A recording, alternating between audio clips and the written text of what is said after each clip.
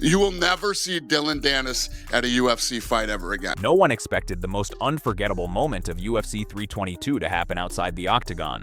Before a single championship round could begin, before the crowd even settled into the main card, Dana White stepped into the spotlight with a decision so extreme it sent shockwaves through the entire combat world. Dillon Danis was banned from the UFC for life. Not suspended, not fined, not warned, erased. My understanding was he bought a ticket, he was there as a fan, he was hanging out with Alex Pereira and Plinio Cruz. They're friends, they're training partners, they train together. There's some pictures of them hanging out. He was there with, with some friends as well. There's a shot of him and GSP saying hello. And you could see, some of the familiar faces. You could see the now very popular John Pork with the backwards hat, I do believe it is. Chanko, Abubakar Nurmagomedov too. I love this part here where he's like, yes, please hold my hat and let's go. And it all pops off. Dillon was wearing a New York Yankees hat. Here's the one dude with the chair, and it gets taken away and he just keeps going. Dillon is wearing a Yankees hat. He's wearing very big red shoes. Dillon's brother is in the mix as well, a friend or two as well. And it's just like, I don't know what it is. I don't know what the numbers are, 10 on 4, 15 on 4. But it could have gotten a lot worse. Shout out to Madison Square Garden security. I feel like they kept it as contained as possible. He gets escorted out of the venue. Here he is, the bad guy, getting flipped off, yelling to people. Ugly stuff. Ugly stuff. He does look pretty cool there, though. In that moment, he looks like Stone Cold Steve Austin, circa like 1999. There's another angle. I mean, everyone was saying. And the craziest part. This wasn't about a fight or a rivalry or even trash talk gone too far. It was about one explosive moment that spiraled so far out of control that the event itself became secondary. Islam's title, defense Jack Della Maddalena's rise, Bo Nickal's knockout, none of it mattered. The only thing anyone could talk about was the chaos in the stands, the viral clips, and the walk of shame that instantly became MMA's newest meme. But here's the part that stunned insiders the most. The disaster only happened because of one mistake. A single decision behind the scenes that opened the door for everything that followed. A decision Dana later admitted he never should have made. One simple moment of leniency that turned UFC 322 from a celebration of elite fighting into the night the entire organization briefly lost control. I blame myself for that, actually. They came back and told me right before I walked out for the main card that Dillon Danis was here and he was moving around sitting in fighter seats and not sitting in his own seat that he had a ticket. And they said, do you want us to throw him out of here? And I said, he has a ticket? And I said, yeah. And, they told me, they said, Masvidal said he's going to up on site. And I said, well, where's Masvidal sitting? He said, well, he's 6 or 7 rows away from Masvidal. I said, well, if the guy has a ticket, let him sit in his seat and let him do what he's doing and keep an eye on him. It never even crossed my mind, as stupid as this could be, that the entire Muslim Brotherhood was here tonight in the first 5 rows for Islam. And as soon as it broke out, I was over on the other side and I go, I know exactly what that is. I knew it. And yeah, you will never see Dillon Danis at a UFC fight ever again. So they called me from downstairs and they said, we got him down here. Do you want to press charges and have him arrested? And I said, no, we don't want to press charges. This is the fight business, man. You know how I feel about this, and I could have prevented this tonight, and I messed up. Madison Square Garden was buzzing with the electricity only a UFC card can generate. 19,000 fans packed into the world's most famous arena, still roaring after Bo Nickal's explosive knockout. The lights shifted, the graphics rolled, and the arena soundtrack blasted Baba O'Reilly through the speakers. Everyone bracing for the main card walkouts that were supposed to define the night. It felt like the beginning of something massive. But then, the energy shifted, subtly at first, uncomfortably. On the broadcast, John and Nick kept reading the intro script, but something looked off. Joe Rogan and Daniel Cormier professionals who've weathered every possible situation live had their backs turned to the camera. Rogan wasn't reacting, DC wasn't smiling. Both were staring into the crowd with the kind of intensity you only see when something's gone very, very wrong. Viewers at home felt it instantly, and inside the arena you could feel the tension like a cold draft moving through the aisles. Heads turned, conversations dropped. People leaned over railings squinting into the lower sections to figure out what had just derailed the broadcast team's attention. Then the first phone came out, then another, then dozens.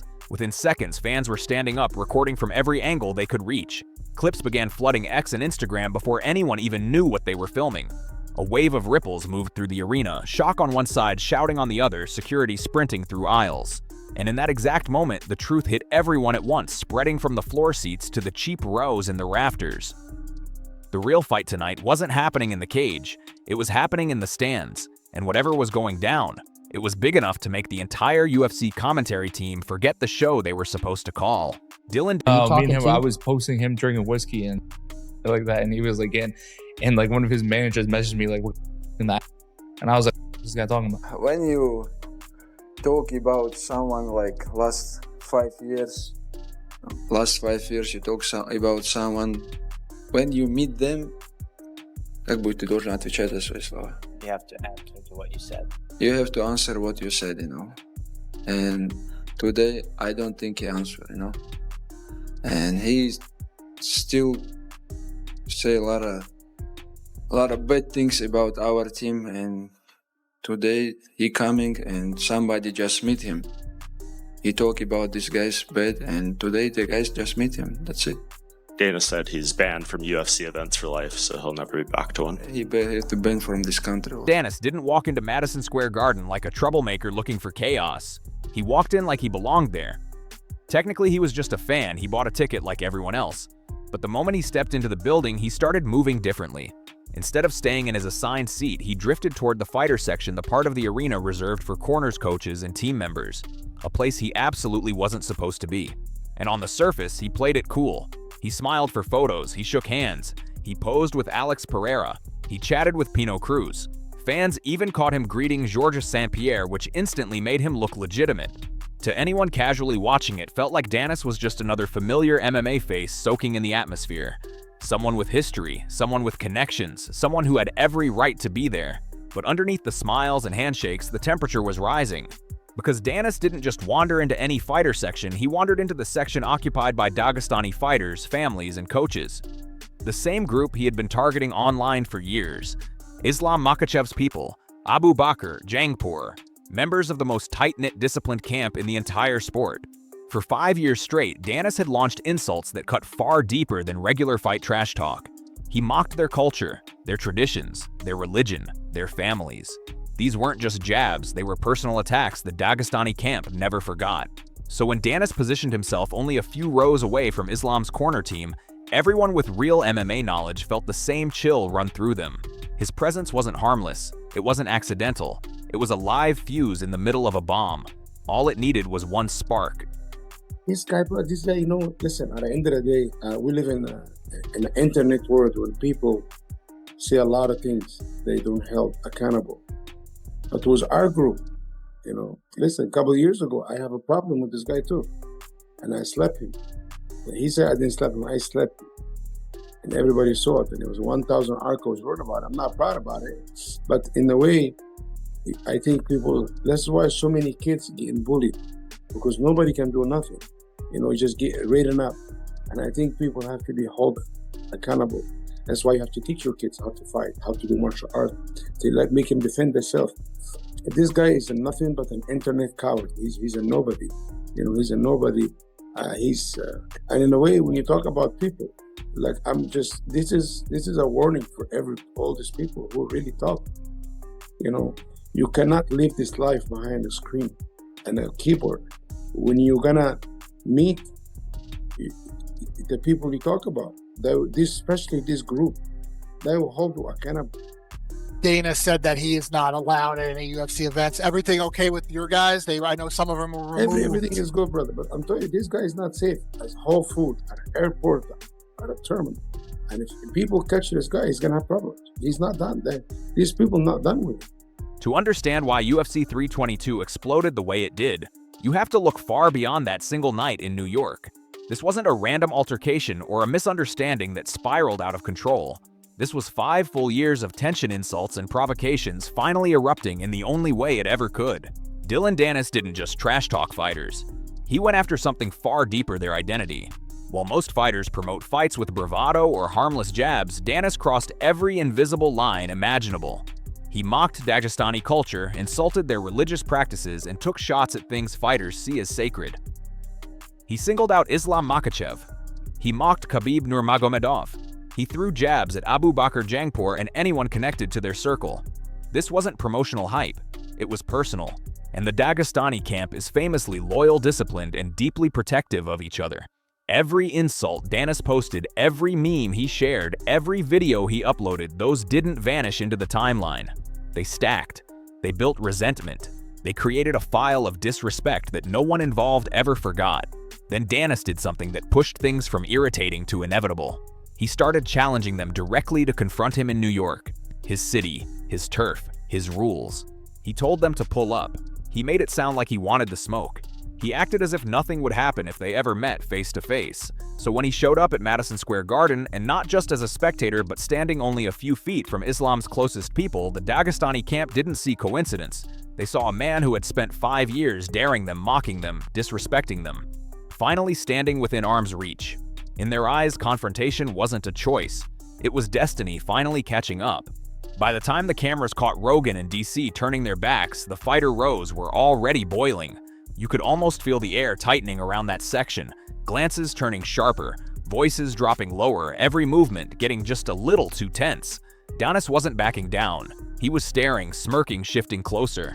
And across from him, 2 figures stepped forward who knew his history better than anyone: Abu Bakr Nurmagomedov and Jangpour. These aren't men who play games. Abu Bakr had already clashed with Danis years earlier. Jangpour, known for his size and intensity, watched Danis with that unmistakable look of someone who's done waiting. Fans nearby reported that the row felt like a line of dominoes leaning on the edge. One light push and everything would fall. And that push came fast. A cheap shot caught on half a dozen phones cracked Danis from behind. In that split second, you can actually see the crowd inhale. Danis stumbled, and that's all it took. The brawl ignited like gasoline hitting flame. Chairs scraped violently against the floor as people jumped up. Barriers rattled. Drinks flew across rows like confetti. Security swarmed, but they were instantly swallowed behind a wall of bodies. Fans in the lower bowl screamed as the fight spilled toward them, a rolling wave of fists, shoves, and chaos that felt completely out of control. At some point in the frenzy, Danis lost a shoe literally. One second he was swinging at whoever he could reach, and the next he was hopping backward with only one sneaker left, the other flying into the crowd like some cursed UFC souvenir. Within minutes, that single shoe became the internet's favorite angle. Slow motion edits, memes, CSI zoom-ins. It was everywhere. A moment of pure madness that captured exactly how wild MSG had become the night the arena turned into a battleground. In the chaos of that night, hundreds of videos captured pieces of the brawl, but when you slow everything down and reconstruct the sequence, one moment becomes painfully clear. The entire avalanche started with a single punch from behind. Not a face-to-face confrontation, not a heated argument boiling over. One quick blindside shot that detonated the entire section of Madison Square Garden. Danis was leaning forward, jawing at Abu Bakr, pointing, shaping up like he wanted to escalate, but the first impact didn't come from the man in front of him. It came from over his shoulder. A looping strike from behind snapped Danis sideways, and for a half second, the entire arena held its breath. You can see the exact moment the crowd realized, oh no, this is happening. Then everything broke at once. Bodies surged like a collapsing wave. Abu Bakr stepped in. Jangpour lunged forward. Friends of Danis tried pushing through the crowd only to get swallowed up by the rush. A half dozen men slammed together, forcing an entire row to buckle sideways. Chairs screeched across the floor. Metal barriers clattered as they were shoved out of position. Drinks shot into the air, beer, water, soda. Whatever fans were holding, turning the aisle into a slippery mess. Security didn't walk in, they charged. Dozens of guards sprinted down the steps, forming a moving wall in an attempt to separate the combatants. But every time they pushed one group back, another angle erupted. Fans jumped up on their seats, filming everything. Others screamed at the top of their lungs, pointing toward the center of the brawl like it was the biggest upset of the night. And then it spread row by row, section by section.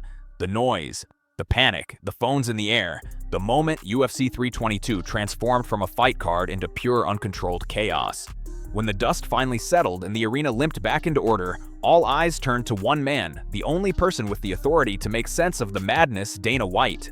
And for the first time in a long time, Dana didn't come out defensive or angry.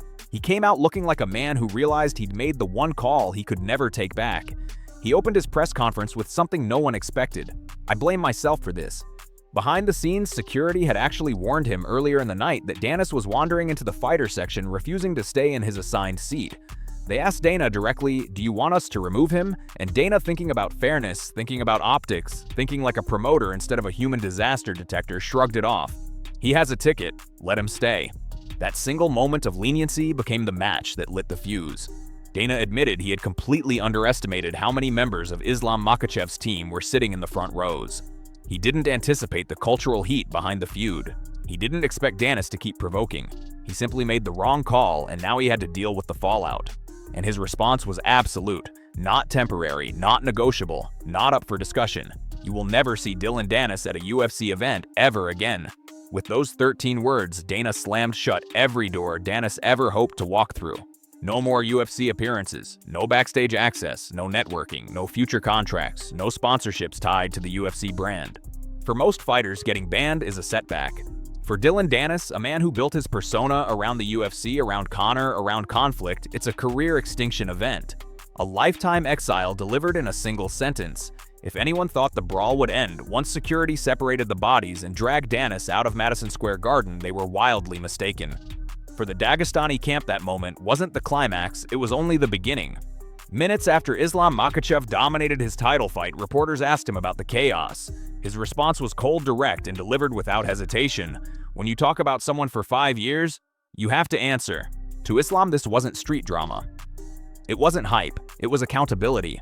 And in his eyes, Danis still hadn't answered for a decade of disrespect. But the most chilling response came from Ali Abdelaziz's manager, to Islam, to Khabib's circle, and to some of the most respected fighters from the region. His interview didn't sound like fight promotion. It sounded like a warning. He's not safe anywhere. If people catch this guy, he's going to have problems. He said it calmly, almost casually, which made it hit even harder. Abdelaziz insisted Danis had crossed lines, that fighters from that culture take seriously family religion heritage. And he didn't stop there. He demanded something Danis would never willingly give: a public apology from both Dillon and Conor McGregor. No apology, he said, meant no mercy. The MMA world froze. Fighters from all promotions chimed in, some calling it justified karma, others warning that threats like this cross a dangerous line. Online, the reaction was a wildfire of memes, outrage, and debate. Clips of the brawl dominated every MMA page. Fans joked about the flying shoe, analyzed every punch, and argued over whether the Dagestani fighters should face punishment too. But underneath the humor, everyone understood the truth. This feud wasn't about fighting. It wasn't about rankings. It wasn't even about Danis anymore. It was cultural, deep, personal, and far from over. Dillon Danis didn't start as a villain.